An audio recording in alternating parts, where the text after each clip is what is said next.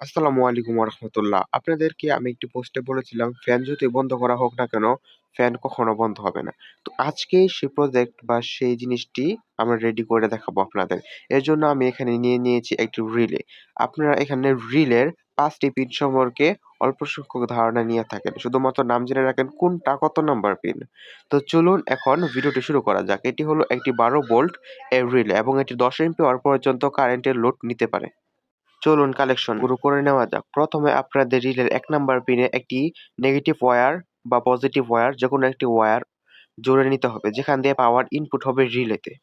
আমি এখানে রিলের ১ নাম্বার পিনে একটি কালো ওয়্যার লাগিয়ে নিচ্ছি। এখন রিলের পজিটিভ বা নেগেটিভ ইনপুট এর জন্য রিলের ৩ নাম্বার পিনে আরেকটি লাল কালারের ওয়্যার অথবা কেবল সোল্ডারিং করে নিব। এই লাল এবং কালো এই দুইটি কেবল বা ওয়্যার দিয়ে রিলের মধ্যে পাওয়ার ইনপুট হবে, যেটার মাধ্যমে অটো সুইচিং হবে। এখানে আমি লাল ওয়্যারটি ভালো করে সোল্ডারিং করে নিলাম। ইনপুট দুটি ওয়্যার কানেকশন করে নেওয়ার পর এখন আমাদের সুইচিং ওয়্যার অর্থাৎ যেকোনো একটি পাওয়ার সাপ্লাই থেকে যেকোনো একটি ওয়্যার পজিটিভ অথবা নেগেটিভ সেটি রিলের ২ নাম্বার পিনে সোল্ডারিং করে নিতে হবে। তো আমি এখানে সোল্ডারিং করে নিলাম রিলের ২ নাম্বার পিনে একটি পজিটিভ ইনপুট, যেটার মাধ্যমে আমাদের লোডটি চলবে অথবা বন্ধ বা চালু হবে অটো সুইচিং, অর্থাৎ কোনো সুইচ দেওয়া লাগবে না, অটোমেটিক কাজ করবে। এখন লোডটিকে অন অফ করার জন্য রিলে যেটি ব্যবহার করছি সেটির আউটপুট সুইচিং পিন থেকে একটি কালো ওয়্যার সোল্ডারিং করে নিলাম। এখন আমি আপনাদের ইনপুট এবং আউটপুট কানেকশনগুলো বুঝাচ্ছি।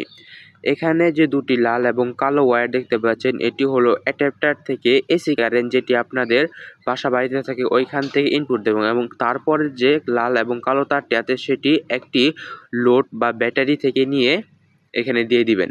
এখন আমি রিলেতে ইনপুট ২২০ ভোল্ট থেকে ১২ ভোল্ট ডিসি দেওয়ার জন্য একটি অ্যাডাপ্টার থেকে এখানে পজিটিভ ও নেগেটিভের কোনো খেয়াল রাখা লাগবে না, তখন রিলের ভিতরে থাকে কয়েল। এখানে আমি দুটো ইনপুট যেটি রিলেটিকে অন অফ করবে তার জন্য দুটো ইনপুট নিয়ে আমি সরাসরি এখানে অ্যাডাপ্টার থেকে সোল্ডারিং করে নিলাম।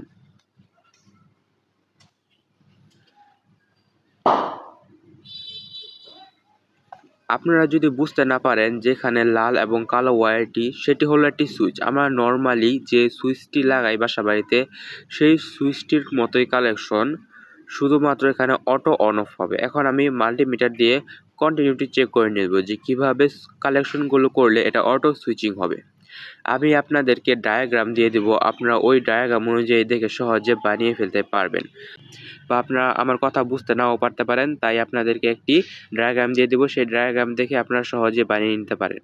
এখন আমাদের এই ফ্যান বা লোডটিকে চালানোর জন্য বানাতে হবে একটি পাওয়ার সাপ্লাই। আমি এখানে ১২০১২ একটি ট্রান্সফরমার নিয়ে নিয়েছি, যেটার মাধ্যমে আমি পাওয়ার সাপ্লাই বানাবো এবং ফ্যানটিকে চালাবো। এখানে যে দুটো লাল ওয়্যার দেখতে পাচ্ছেন এটি হলো ট্রান্সফরমারের ইনপুট প্রান্ত, এবং এখানে যে ৩টি ওয়্যার দেখতে পাচ্ছেন এটি হলো ট্রান্সফরমারের আউটপুট প্রান্ত। আমাদের দুটো ডায়োড নিতে হবে, প্রায় ১ থেকে ২ অ্যাম্পিয়ারের ডায়োড নিতে হবে। এই ডায়োডের দুটো নেগেটিভ প্রান্ত একসাথে মুড়িয়ে সোল্ডারিং করে নিতে হবে। এটি আমাদের এসি কারেন্টকে ডিসি করবে। এবং একটি এলইডি লাইট নিলাম, মাল্টিমিটার দিয়ে এই এলইডি লাইটটি চেক করে নিলাম যে ইন্ডিকেটর এলইডি লাইট হিসেবে কাজ করবে। এখন আমাদের একটি ভালো মানের ক্যাপাসিটর খুঁজতে হবে। আমি এখানে ২৫ ভোল্ট ২০০০ মাইক্রোফ্যারাডের ক্যাপাসিটর নিয়ে নিয়েছি।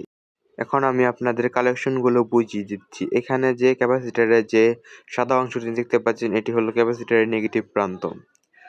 এখানে আমি প্রথমে ভুল কালেকশন করেছিলাম, কিন্তু আপনাদেরকে সঠিকটাই বলছি। এখানে আপনাদের ক্যাপাসিটরের যে নেগেটিভ প্রান্ত আছে এটি ট্রান্সফরমারের যে সাদা তার বা মাঝখানের তার যেখান দিয়ে 0 ভোল্ট কমন আসবে সেটি লাগাবেন, এবং যে ১২ ভোল্টের প্রান্ত আছে সেটি ডায়োডের মাথায় লাগাবেন।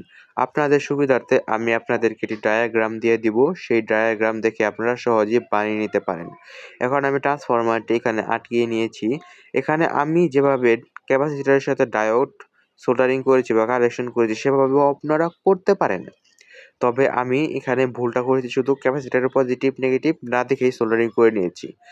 আপনারা শুধু পজিটিভ এবং নেগেটিভ ঘুরিয়ে আমার মতো করে সোল্ডারিং বা বানিয়ে নিতে পারেন, তবুও হবে। তবুও আপনাদের সুবিধার্থে আমি ডায়াগ্রামটি দিয়ে দিব। এখন আমি আপনাদের কালেকশনগুলো দেখিয়ে দিচ্ছি। এখানে যে ডায়োডের দুটো প্রান্ত আছে ওই দুটো প্রান্তর মধ্যে ট্রান্সফরমার থেকে নিয়ে যাওয়া দুটো তার সোল্ডারিং করতে হবে। আমি এখানে সোল্ডারিং করে দিচ্ছি। প্রথম তারটি যেখানে 12 ভোল্ট আসবে সেটি আমি সোল্ডারিং করে দিলাম এবং তারপরে যে তারটি আছে এটিও আমি সোল্ডারিং করে দিলাম যেখান থেকে 12 ভোল্ট পজিটিভ আসবে।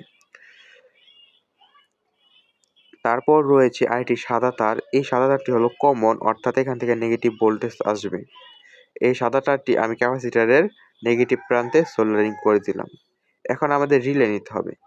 রিলের যে সুইচিং ইনপুট পিন 2 নাম্বার, সেই 2 নাম্বার পিনে ট্রান্সফরমার থেকে একটি ইনপুট ওয়্যার সোল্ডারিং করতে হবে এবং 4 নাম্বার পিনে 220 ভোল্ট থেকে আনা একটি ওয়্যার সোল্ডারিং করতে হবে।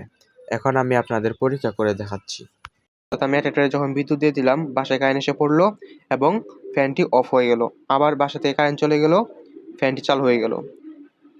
কোনো পাওয়ার যখন এখানে ইনপুট না দেওয়া হবে তখনই ফ্যানটি ঘুরবে। যখন আবার কারেন্ট চলে আসলো, দেখুন ফ্যানটি অফ হয়ে গেল।